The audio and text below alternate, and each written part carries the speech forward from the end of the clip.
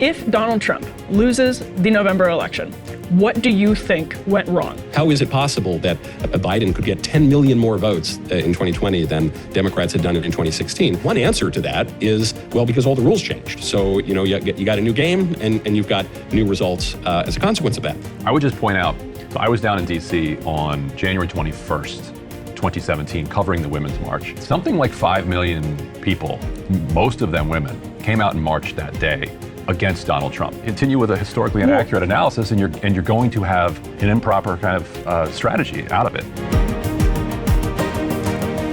All right, welcome to Counterpoints Friday. We're now about a week and a half away from the November election, and Ryan and I are joined today by Michael Knowles, the host of the Michael Knowles Show, who also has a candle line, Michael? I only sell combustibles now. So I have my Mayflower cigars.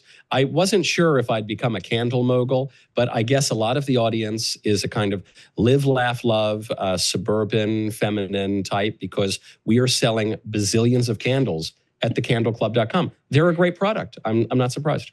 Ryan, maybe it's time for you to get into candles. Everyone needs a good candle. Yeah, that's for sure.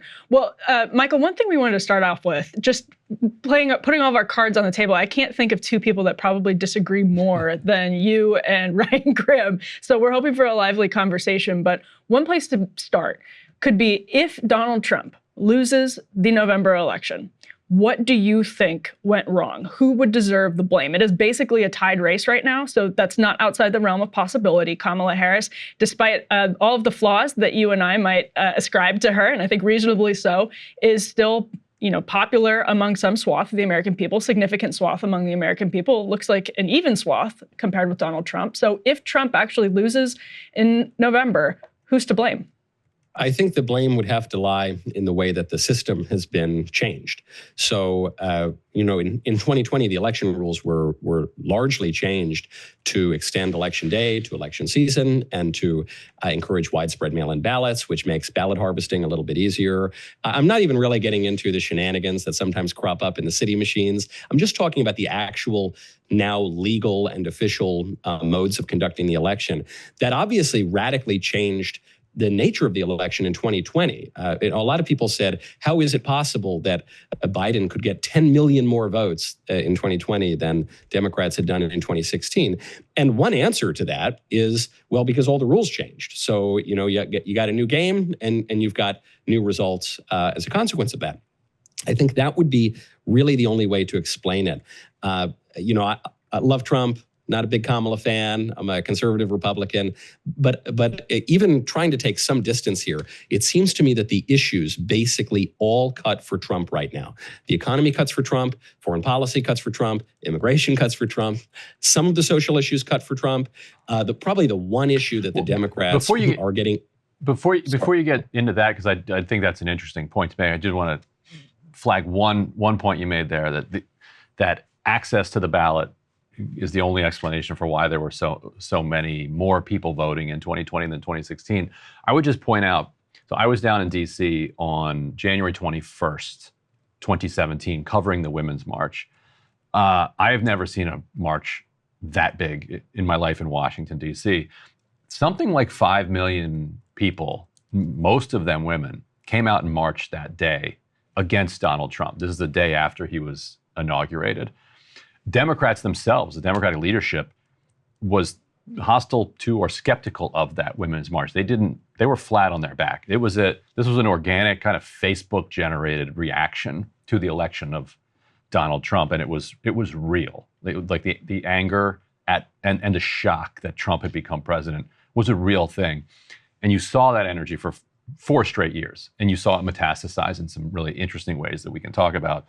And I think that played a significant role in why so many people voted in 2020. Like they were just livid at Trump. I'm not so sure. I'm not denying the left is good at street organizing. They do it a lot. But I don't think the Women's March was unique. You saw similar street protests with the George Floyd riots. Even before that, you saw it with Occupy Wall Street. Even before that, you saw it with the anti-Bush war protests. Occupy Wall Street, I covered that too. There were dozens of people at Occupy Wall Street, hundreds at the most. But there were Occupy protests throughout the country too. There was even in New Haven. I was in college at the time, and they had Occupy New Haven, which I agree was pretty pitiful. But even going back to the Bush era, you had Code Pink, you had all of these kind of protests. So the left does that. The left takes to the streets throughout the 1970s. It was that just doesn't always translate to votes. It was like substantially different. The numbers of people, that 5 million people is the most in American history, came out against Trump. I'm just saying it's just worth understanding that as.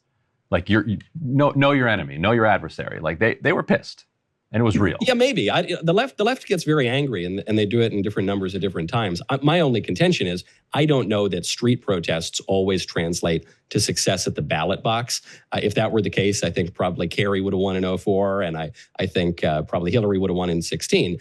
So what changed here was not that the Democrats were especially angry, or that a certain segment, women were especially angry. I think what changed, and what accounts for 10 million new votes, is that they changed the election rules. And so you describe that as access to the ballot. I suppose certain people who otherwise would not be motivated to vote, who weren't paying attention to the election, might have cast a ballot because of ballot harvesting. But it also does. I don't want to get bogged down, and I'm just saying you can't compare the Women's March and the amount of energy that pulsed into the streets in 2017 to the Iraq War. I was actually participated. No, that was before I was a journalist. There were a couple 100,000 at the peak that came out for that. Code Pink is like 6 people in a group house in D.C. Like these are not there was more to the Iraq War remotely comparable movements. And you don't have to absorb any of this that I'm saying, but your analysis is going to continue to be confused if you really believe that Code Pink during the Iraq War is the same as 5 million women coming out of the streets in 2017, and the effect that had on our politics. I think the libs come out every 4 years or so, and they yell and they scream. Okay, but they don't. That's just historically inaccurate. But continue with a historically inaccurate analysis, and you're going to have an improper kind of strategy out of it. Well, Michael, maybe here's a good question. I don't know. It kind of looks like we're winning the election right now. So I think the Republican strategy has played pretty well. We'll see. We'll see if the Republicans can overcome the new rule changes that the Democrats crammed down everybody's throats. But as of right now, the polls are looking very, very good for Trump. So if anyone needs to rethink strategy, I think it would probably be the party that ran a guy who obviously had dementia, lied about it, swapped out the candidate at the last minute for a woman who never got a primary vote while she was running for president on issues that she can't win, other than maybe trying to promote infanticide. Even then, probably not going to push her over the finish line. Well, let's talk about that, because to your point, now Donald Trump has never been, this is a weird figure, but he's actually never been more or less unpopular. If you look at his favorability ratings, they've gone up since like 2020, which is baffling. And if you had told me on January 7th that would happen, the only way I would believe it is if the media continued to react very poorly to like legitimately objectionable things that Donald Trump was doing, but having the exact opposite of what made sense of a reaction from the media, not understanding his voters, not understanding why people continue to like him. That was the only way that it would make sense to me. But the point that I wanted to ask is, as you mentioned, it looks like a lot of the issues that are front of mind for voters are cutting in Republicans' favor, cutting in Trump's favor. But even so, this is basically a statistically tied race, meaning there's a lot of support for Kamala Harris. And I guess maybe to Ryan's point, what do you make of that? Why are so many people, if all of those issues are cutting in Donald Trump's election, the media right now is asking, why isn't Kamala Harris running away with the election? But maybe the question is, why isn't Donald Trump running away with the election if the issues are so in his favor? Well, I think that there are a lot of historical issues with it, but I think that the chief issue right now is the way that the election is being conducted. So we talk about new voters being brought in. Obviously, the Biden-Harris administration has flooded the country with foreign nationals, many of whom are planning to vote in the election. You don't need to take my word for it. The Heritage Foundation got video interviewing illegal aliens who admitted on camera, I'm an illegal alien, I have been registered to vote, and I intend to vote for Kamala Harris. So this is all available online.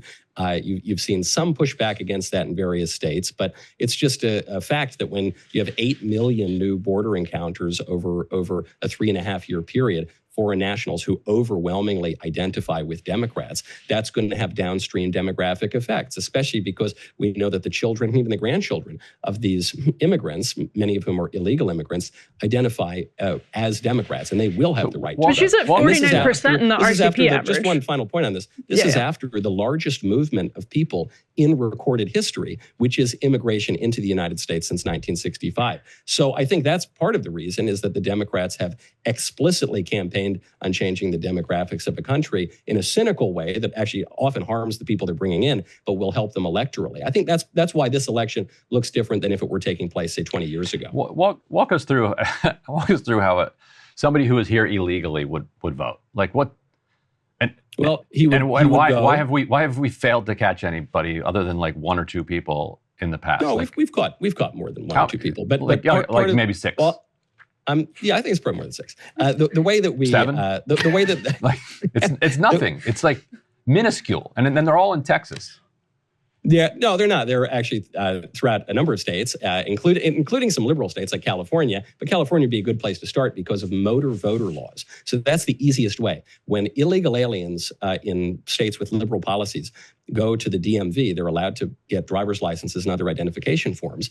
And at the DMV, they're allowed to register to vote. Now, of course, officially speaking, they're not supposed to register to vote. But if everyone is automatically being offered the opportunity to register to vote when they're getting their driver's license, then the people who don't have that eligibility but nonetheless can get a driver's license sometimes fall into that pile. You're seeing a big issue right now in Arizona because there's a difference between the federal law and the state and the local law. So for state and local elections, people have to show proof of citizenship to register to vote.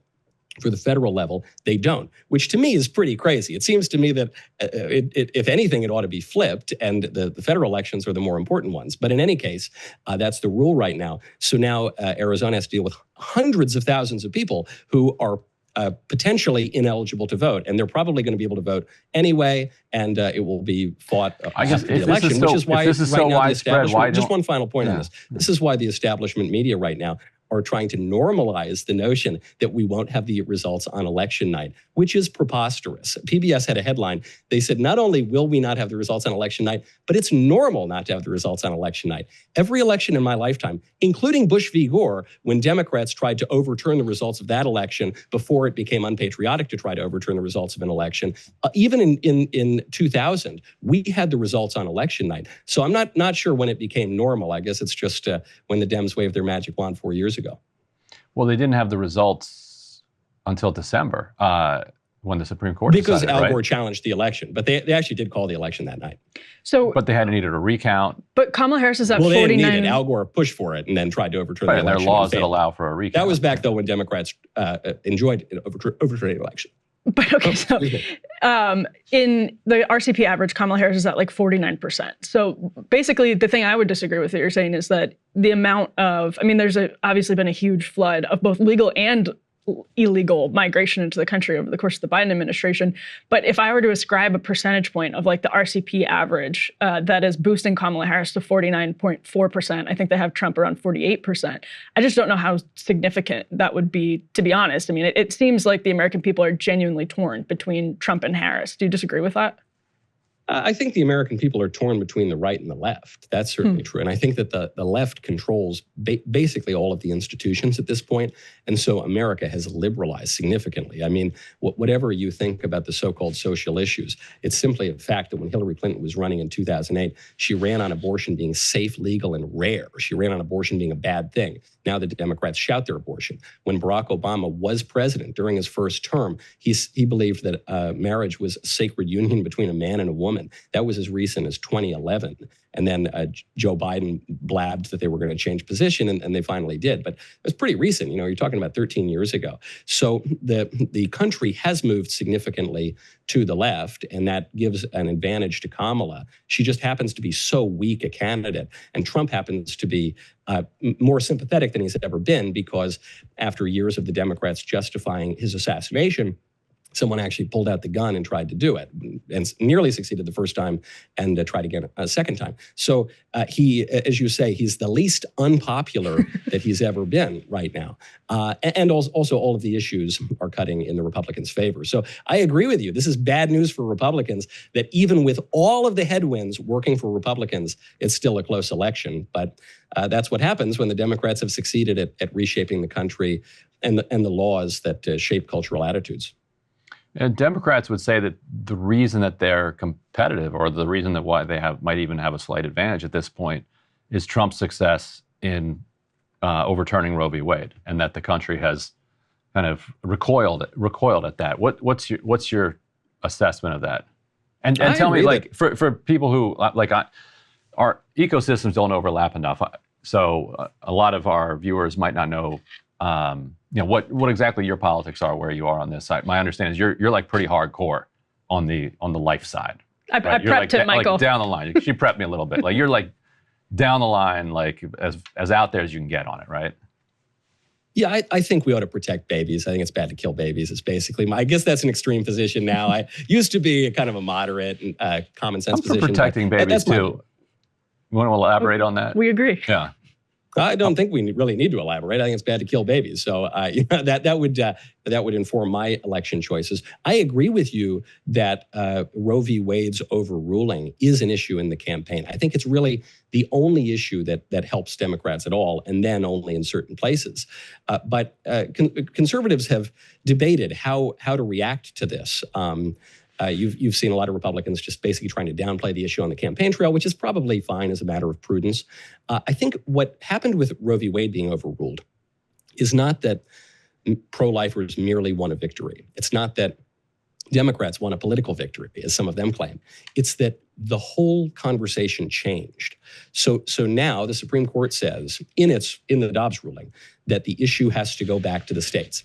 The Supreme Court could have said that the 14th Amendment provides equal protection, and so you can't kill babies anywhere. That's certainly an argument. Professor Robbie George, John Finnis made that argument in an amicus brief to the court. But that's not what they said. They said the issue goes back to the states and people can vote on it. And so the issue for pro-lifers is that when abortion has come up as a ballot initiative, the pro-abortion policies have succeeded. They've prevailed pretty much every time. So Republicans are in a bad position right now because we're in a whole new ballgame. And so what is required is to win hearts and minds and persuade people that it's wrong to kill babies and it's good to protect life at the state level. But that's not really a federal matter right now. The Supreme Court has ruled on it. So when Trump and J.D. Vance downplay the issue of abortion, I think they're doing so as a matter of political prudence, but it's also just common sense. They really have nothing to do with that issue right now. Unless the Supreme Court is going to reverse its position, which it's not, then that's really a matter for the states, and it's a matter for gubernatorial candidates and state legislature candidates to fight. And not to debate the point, but just on the definition of babies again, do you think that an IUD kills babies? Well, an IUD is a contraceptive device, right? So in principle, I'm not the biggest expert in contraception. I have 3 kids under 4, but from what I understand, that would prevent the conception of a baby. So preventing conception. It in general prevents the implantation. Oh, well, inasmuch, I suppose this would be similar to certain abortifacient drugs where the Plan B. the nature of it, like Plan B, is debated. And some people, you're being, I suppose, a little bit more blunt about it than many pro-sexual revolution types on the left. But many people argue that things like Plan B or things like IUDs are merely contraceptive and not abortifacient. But if they are contraceptive, then they prevent contraception. If they're abortifacient, they obviously involve abortions. Yeah, it's just a matter of basic fact that sometimes they prevent implantation. Right. So you would consider that a baby. So you would say IUDs, if that's the case, if I'm right about that you think that IUDs, a woman with an IUD is like killing babies. I guess the question you're asking me is, when do I think human life begins? Mm-hmm. And so my answer is, I think it begins at the beginning. I don't know when else you would say it begins. Now, of course, no one's really campaigning in this election. Where's they're not even really campaigning on abortion, but no one's really campaigning against IUDs or any contraception or anything like that. We're pointing out that The Democrats have taken their safe, legal, rare position. Well, the reason is because the Democrats. You just said you're voting on kill. You don't want to kill babies. If you like, Ryan. Yeah, go ahead. Sorry. So the reason that they're not campaigning on that is because the Democrats have moved the goalposts so far. They used to campaign on safe, legal, and rare. Now they campaign on abortion at any moment up till birth and including after birth. So I know the Democrats are trying to run away with this because it's unpopular, but Andrew Cuomo, when he was governor of New York, was one of the first Democrat governors to change the law to say there will be no restrictions on abortion, even change the penal code such that if you killed a woman who was pregnant, it would no longer be double homicide. It would only be a single homicide. And then he lit up the Freedom Tower pink to celebrate. Tim Walz, as governor of Minnesota, repealed legal protections for babies who are born alive, who survive abortions. Babies can survive outside of the womb now as early as 24 weeks, 23 weeks, 22 weeks, even 21 weeks. So it's very, very young. Abortions take place up until the moment of birth. And so previously in Minnesota, there was a law that required doctors to provide medical care to babies who survive abortions, just as you would provide medical care to anybody who needed it. Tim Walz removed those protections. Tim Walz then also removed the reporting requirements. Now, we know the number is disputed, but we know somewhere at least 5, maybe 8, maybe more babies actually were born alive, and they were callously left to die without any medical care. So that's where we're fighting the issue right now, because it clarifies the issue so much, and it's where Democrats have brought the issue. It's not Republicans who have done that. Well, Ryan, I saw your reaction to the after birth thing. Did you want to follow up on? I mean, Michael explained what happened in Minnesota, for example, which is it's a matter of not providing care, legalizing the declining to provide care. Is that not? I mean, that is a real thing that both Cuomo, it was something that Ralph Northam advocated for. I guess, why don't we leave this to doctors? Who am I to, because we're citizens of a self-governing republic and we have laws against murder. It's so amazing that the Democrats, who have been campaigning for socialized medicine for decades now, say on this one healthcare issue, we just need to get the government out of it. What are you talking about? We're citizens. We live in a self-governing republic. We have something to say about the laws. That's why we're all talking about an election here. And we're talking about a matter of life and death, even if you take the babies out of it. For some reason, you don't like the babies. Yeah. But let's say you're just talking about, I don't know, a disabled woman or something, just an adult who is in the room, who requires desperate medical care in an emergency room. Would you say that doctors should just ignore her? Wouldn't you say that the law ought to impel medical providers to provide that urgent medical care? We have plenty of those laws on the books right now. Why is it just the case that when it comes to the most vulnerable, little babies, that for them, we, in the words of Ralph Northam, we just kind of put them on a table, maybe make them a little comfortable and have a conversation between the doctor and the mother to see if you want to kill them? Yeah, I don't want babies to die either, but I think it becomes very difficult to talk about when there's an entire movement that thinks that having an IUD is killing a baby. So at that point, so you keep trying to change the subject from the real political issue to a contrived political issue, because you know that the real political issue, as it's being fought, the Democrat position is completely indefensible and abhorrent to anyone who has even a modicum of a conscience. So you try to move to a contrived political issue. So why not argue around there? Why not argue around the final trimester and supporting if a fetus is viable, then. Well, hold on. There's a big difference between the final trimester and an IUD or something, right? There's a lot of space in the middle. And right now, the issue is that abortion is effectively legal at any point, including in some places after birth, which is just called murder. I think what the Democrats are trying to do is really blur this issue, and I'm all for having bioethical debates over the origin of life and all the right. I find that all very interesting. But we're in an election season, and what I'm observing is the actual political issue, the policies that are being advanced by the Democrats right now, all concern those latter stages, the much clearer point of this, up until the moment of birth, shout your abortion, changing the penal code, for goodness sakes, in New York.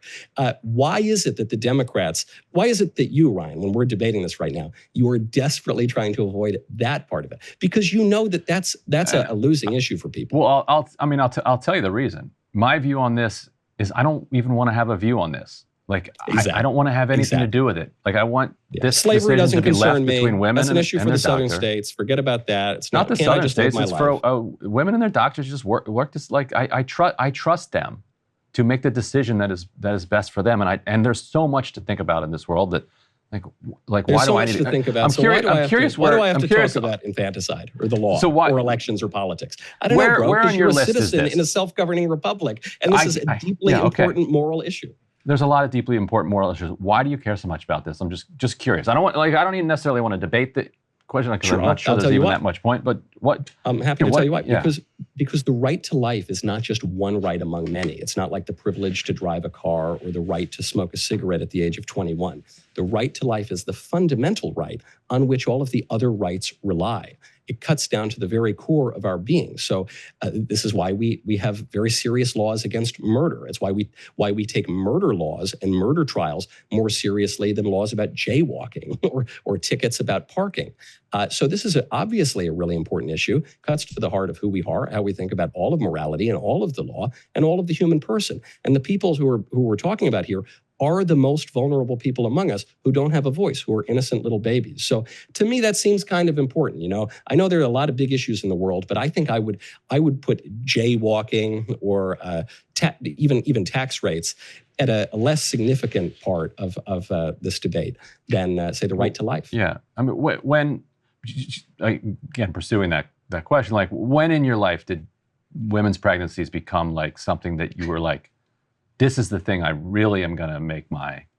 Well, it's not women's pregnancies became important to me when my wife was pregnant for the first time because I had to, go get her like snacks and things at night.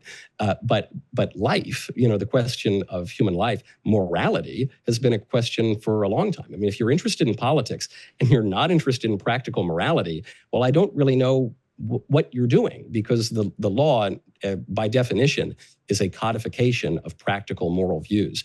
And I, by the way, but I guess for you, is this like an always thing? Like, is this an always thing? Like the first time in like middle school you learned about it, you're like, I need to fight for these. I mean, he's Catholic, right, Michael? No.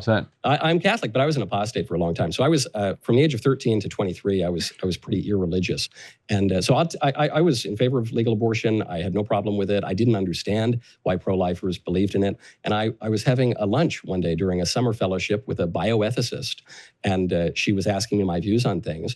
And I said, I'm a Republican. I like low taxes, but I don't care about abortion. I think it's fine. And then we had a long conversation about it. And she persuaded me that I was wrong. So I know in our modern day, it's unusual for people to be persuaded by arguments, but she persuaded me that there's really no argument for abortion, and that the argument in favor of life and defending the preborn is pretty much rock solid. You were 23? No, I was 21 during that lunch. I was 23 when I reverted to the church. And so you're 21 and you got argued into being anti-abortion? By a very intelligent bioethicist. Yeah.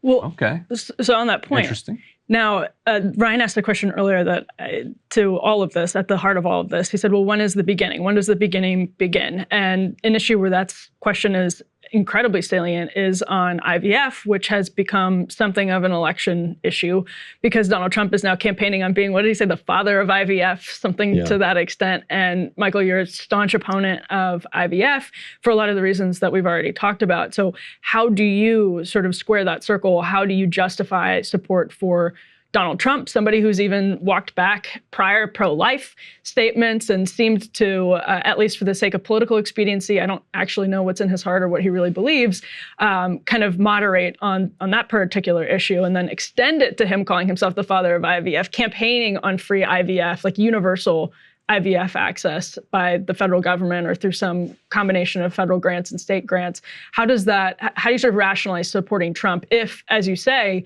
human life is really the fundamental question of our politics? Sure. Well, there are two parts to that. One, on President Trump speaking more ambiguously about pro-life. I actually think that's probably a good idea. I would encourage him to be a little more ambiguous, just as a matter of political prudence.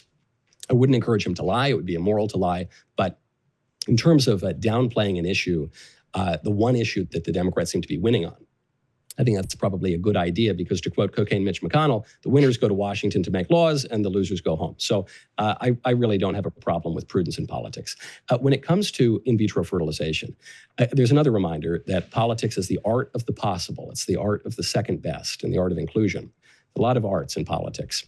And in vitro fertilization is a relatively novel technology that poses complex bioethical questions that most people have never considered because it's not their job to consider it. And it's just, they go about their lives and it's kind of a new idea.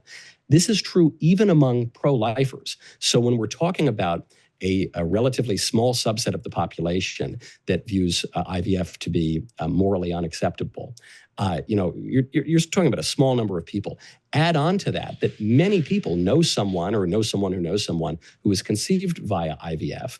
And though that would not be morally dispositive, just as you'd say, I know people who have been conceived in the case of rape. Their lives are, of course, as valuable as anyone else's life. They have a right to life, but that's not to justify rape, of course, like that. Good ends don't justify immoral means.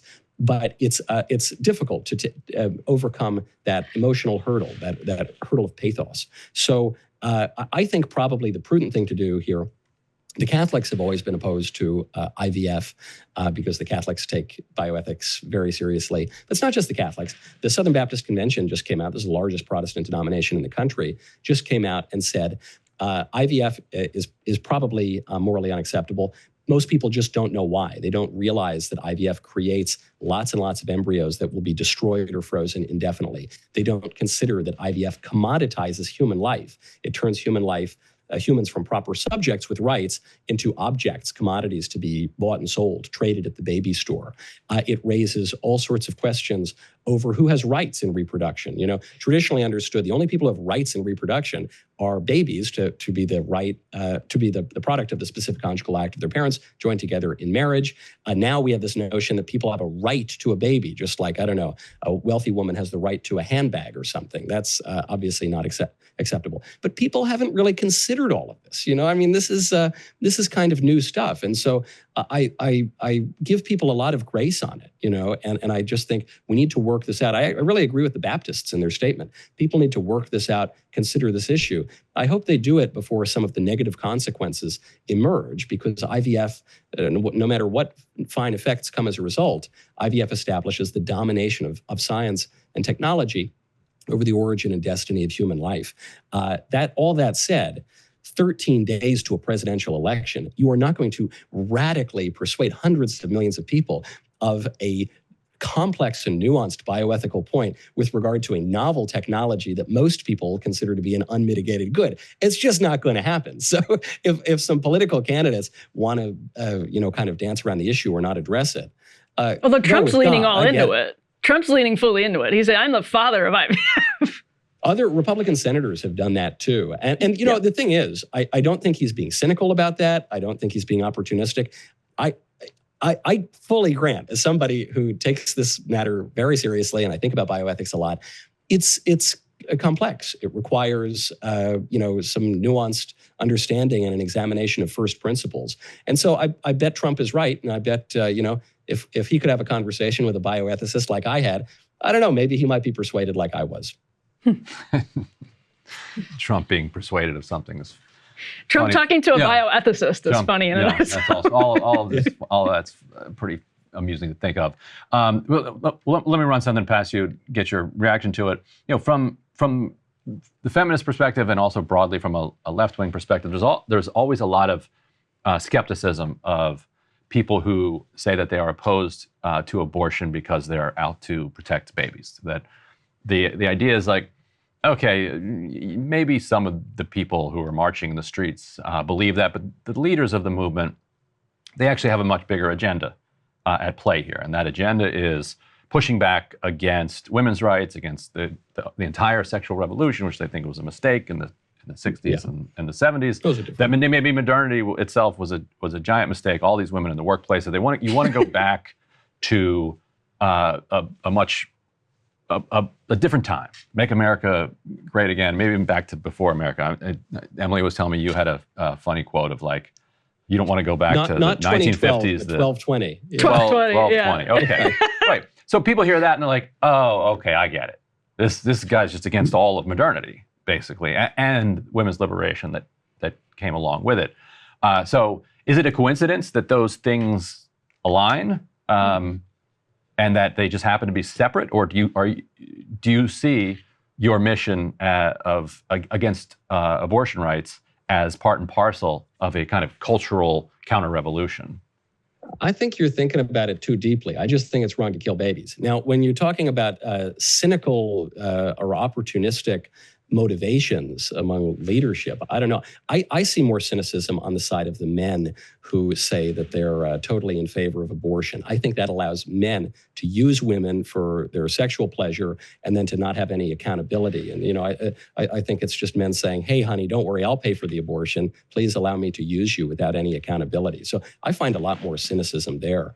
In terms of women's liberation, I don't know. It doesn't seem to have worked out very well. There was a study that came out of Yale, I think in 2008, somewhere around there, that measured female happiness. The study is the paradox of declining female happiness. And it observed that since women's liberation, so-called, in the early 1970s, women's happiness, self-reported happiness, has declined, both in objective measures and relative to men. So they've become significantly less happy than men have over that time. Now you have huge swaths of American women. Although men have also become significantly unhappy over the decades. So I think we should go back to the kitchen. Another What do you argument think? that would be, I think that's where we would find happiness, right? We could cook and clean, take care of the kids. Well, no, I think probably your point here is making my point, which is that men also are becoming less happy. Maybe there's something going a little bit wrong in the modern world. To bring us back to our first point, we used to conduct elections neatly and easily. We don't do that. Maybe something's going wrong in the modern world. So, by the way, I'm also I'm just skeptical of a lot of those surveys. I wrote a book. It's actually, is it back here? Yeah, there it is. On social history of drug use. There was a thing in the 40s and 50s called Mother's Little Helper. All of the women's magazines were heavily marketing amphetamines to women throughout the country. Yeah. They're absolutely miserable and just hopped up on this speed. Now we just put them on Xanax. There's so much progress we've had. It seems to me that when people say it's a paradox of declining female happiness because of all of the advantages of the women's lib, I don't think there have been advantages. I think it's robbed women of a lot of things they like. And you can see this in a debate not between conservatives, but among feminists. There's a famous debate between Betty Friedan, an American feminist, and Simone de Beauvoir, who's a French feminist and the strumpet of Jean-Paul Sartre. And they were debating whether or not women should be permitted to stay home and of Sartre, yes. They were debating whether women ought to be permitted to stay home and keep house and raise a family. And Betty Friedan, being the American, she said, yes, of course women should have that choice, but they should also have the choice to go into the workplace if they want. And Simone de Beauvoir, who I think is a more intelligent and insightful feminist, she said, no, women cannot be given the choice to stay home. Because if women are given that choice, too many of them will take it. They would most women will be inclined to do something like that, and that will inhibit women's liberation. So I take the feminists at their word. I think they really did want to weaken the family structures, diminish women's opportunities to stay home, to raise a family. You've seen, obviously, declining family sizes. We've now been below replacement birth rate in America since the beginning of this era and since 1971 or so. So I don't know, it just hasn't really worked out that well. And I think people are becoming really sad and really angry all the time. And I think anger is a consequence of sadness because people don't know how to deal with their sorrow. And so that just seems objectively true. And if things are really fraying and have been fraying over the past 50 years, it doesn't seem so crazy to me to say, hey, how about we avail ourselves of the wisdom of the ages? Not the stuff that worked in the 1950s or the 1220s or whatever, but the things that have consistently worked throughout all of history. That seems like the common sense position. Well, and so Ryan mentioned, or you mentioned Occupy Wall Street earlier. And I think, I don't want to put words in Ryan's mouth, but I think a lot of the left would posit that this decline in happiness came alongside deindustrialization and heightened predatory capitalism, essentially. And I actually think there's probably something to that. And you and I probably agree on a lot of these cultural questions, Michael. I know we agree on a lot of these cultural questions. I think people's misery and selfishness is reflected in the business community.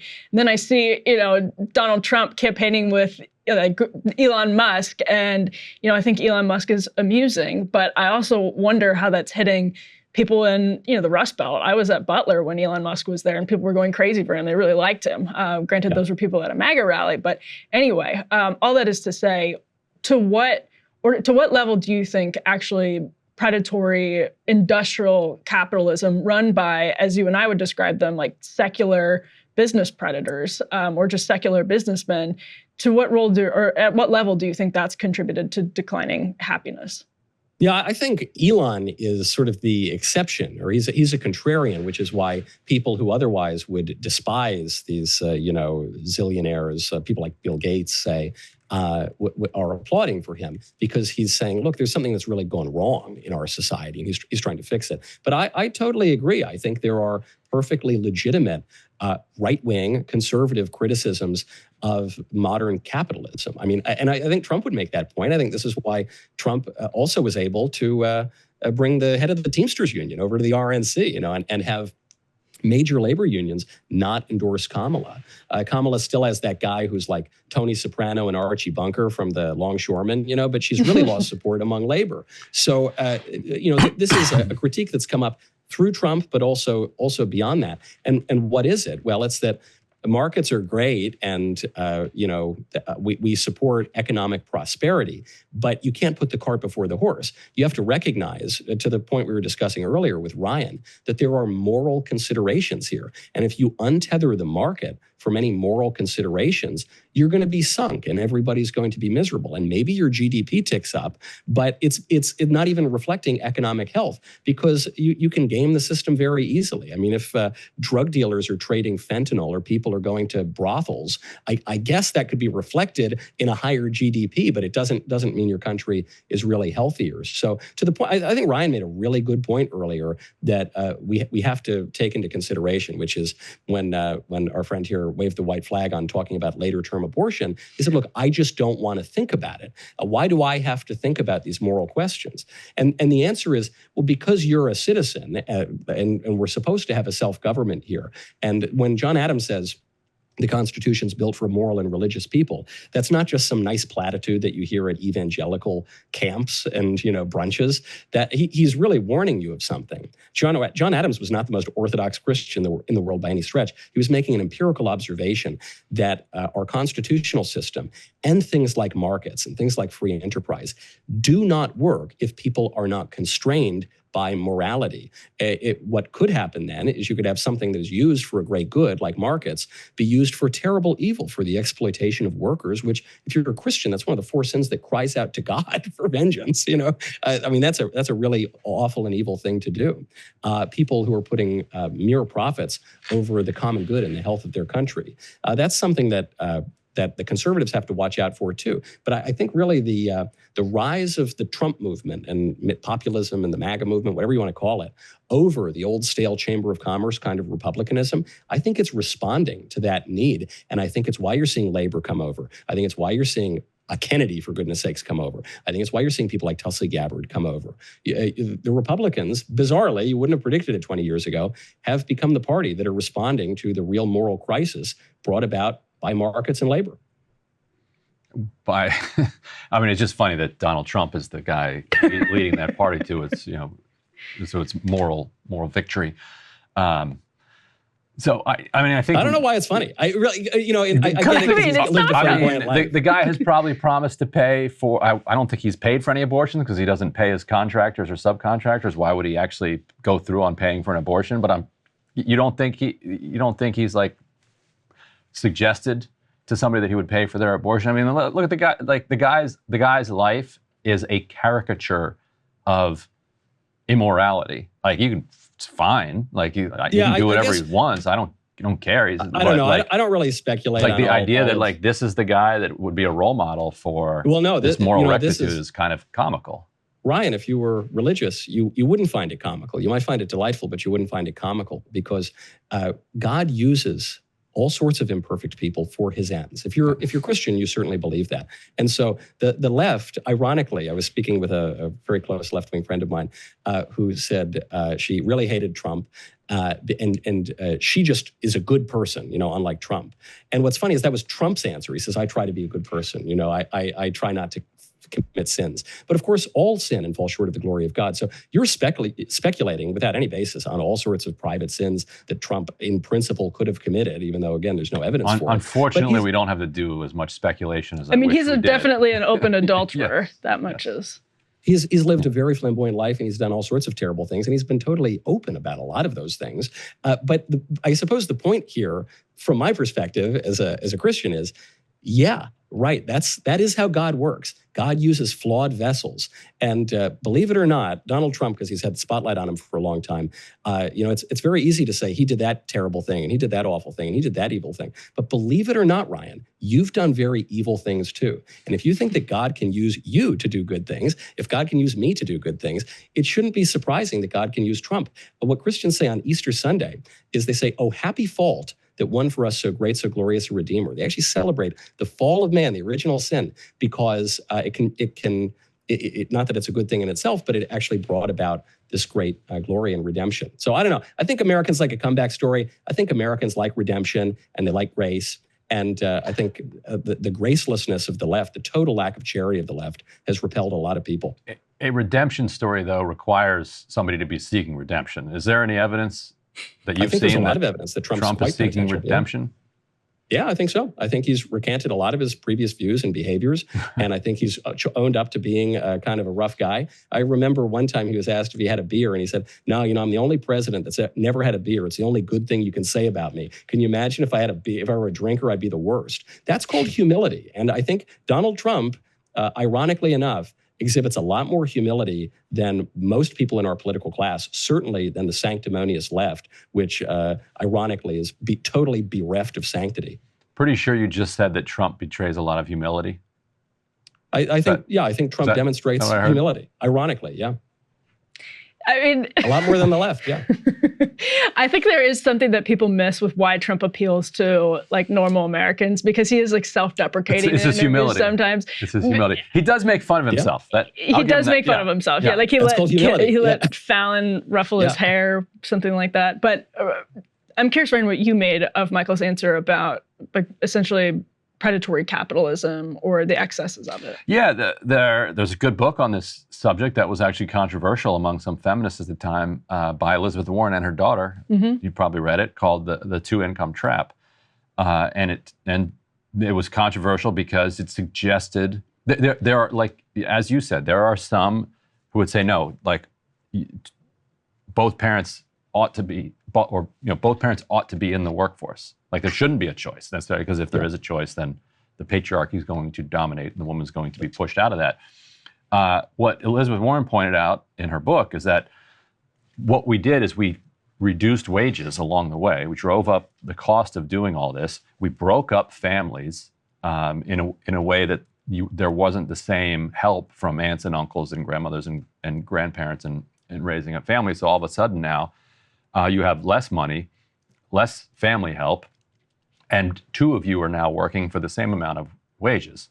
And it shouldn't surprise anybody that out of that comes just complete collapse in people's happiness and well-being, even as quality of life by all other measures is growing. That we're living in better houses. There's more access to food, more access to clean water. Environment. But think about that. I mean, I love this point because, yes, I agree with that analysis pretty much entirely. I just love this point where they say, yeah, so people are working all the time and they're making way less money for their work and their families are falling apart and they're getting married later and they can't have kids and they can't really do anything. But their quality of life is so much better. On all the other measures, you think, well, on everything that matters, their quality of life is worse. I guess now they have an iPad, so that's nice. But other than that, it looks like their quality of life is diminished. I think the points are in concert, because what you're saying is, like, despite the fact that, like, if you look at like an average house, just the house itself, the average house today versus the average house in 1955, like, houses are much nicer. Cars are much nicer. Like, things are much nicer. Yet people are still, like, suffering in a much more significant way. What I'd say is like everybody ought to be working 20 hours a week. 20? Yeah. 20? Yeah, let's start with 20, see how that goes. Like there's not that much work to be done. We don't actually all need to be driving ourselves into the ground like this. So Ryan, I actually agree. I just having worked at businesses, a number of businesses now, you don't need 40 hours to do that job. Even just 60% of the time, people are kind of just twiddling their thumbs and popping zins and like going to the coffee break. So yes, I agree. The question is though, I remember when this issue came up during the Obamacare debates, Nancy Pelosi, that was Freudian slip. Nancy Pelosi was asked what people would do with all the extra time that they had now that they didn't have to work to keep their health insurance. And she said, well, they can write poetry or they can go take an art class. And I think, actually, that's great. Most people are not very good poets and most people aren't that good at art. And so the question then becomes, those people can play softball, they can do basket weaving, like they can do things that are like enjoyable and meaningful. They can volunteer. And what's funny here, I think it's what's summing up some of our disagreement, but oddly kind of agreement, is on this point of the realignment. It used to be that the left talked about the common good, and the Republicans just talked about individualism and making money and driving up GDP. And now it seems like it's kind of flipped. You hear the Republicans, especially the conservatives and the Catholic conservatives, speaking constantly about the common good, and it's the left talking about radical individualism, to choose one's own gender, to have an abortion, to do this, to do that, to leave the family, to do whatever. And so I think it's important to care for the common good. And when you talk about what people would do, I think it would be nice. I think something people are yearning for is to feel like we're doing something together, that we're all kind of in it together. We have a common purpose as Americans. Barack Obama said this on the campaign trail the other day. He said, when did we become so nasty and divided? We need to be much more unified. Well, I think if you're debating which side to vote for in this election, and you rightly recognize that we're divided, we don't have common purpose, and we don't know what we're going to do, this go around at least, it's the Republicans who are talking about the common good and a common purpose and unity. It's the Democrats who are totally ignoring that. I think you should cast your votes accordingly. Bernie Sanders is right, yeah. He talks about the common good, and in a way that is like a representative of the best values of the left. I'll give a little credit to Bernie Sanders. A little credit to Bernie in the same way that Chesterton gave credit to George Bernard Shaw. Chesterton, a conservative Christian, was friends with George Bernard Shaw, who was an atheist socialist. And he said, George Bernard Shaw is a man with a very great heart, but his heart is in the wrong place. And that's what I'd say about Bernie Sanders. The man does have a great heart, and he's like kind of trying to get at something, but it's totally in the wrong place, so he ends up a commie, which is not good, because that's a pale imitation of the true common good. And thus we have reached the impasse between Ryan Grim and Michael Knowles. And I Googled strumpet. Oh, you had to Google strumpet? I thought I kind of had heard that word before. Deployed accurately. Strumpet. Yeah, that'll be the title of your next book, Michael. Right. Or new Daily Wire documentary. My new candle. Not beating the charges that like the obsession with abortion is actually about, just pushing back on feminism. Feminism is bad. We're not pushing back on abortion because we don't like feminism. We don't like feminism in part because of abortion. They're overlapping issues, but they're different. But feminism's bad. It's made women miserable, and we should cut it out. Because the reason is it's wrong about human nature. Well, yeah, I mean, we could do another hour on that, actually. Yeah, might as well. A couple dudes debating feminism. Yeah, that's what we need. Well, what I'll do is I'll serve you guys drinks, and you guys will hash it out. Couple dudes and Emily, and we'll figure out. Light our feminism. cigars. All right. Yeah. All right. Well, Michael Knowles, host of the Michael Knowles Show, thank you so much for joining us. Great to be with you both. Thank you very much. Appreciate it. We'll be back with more Counterpoints on Wednesday. Hey, if you liked that video, don't forget to hit the like button and subscribe to Breaking Points. If you want to see the rest of Counterpoints, go to breakingpoints.com to become a premium member and get the full uncut show every morning in your inbox and on Spotify.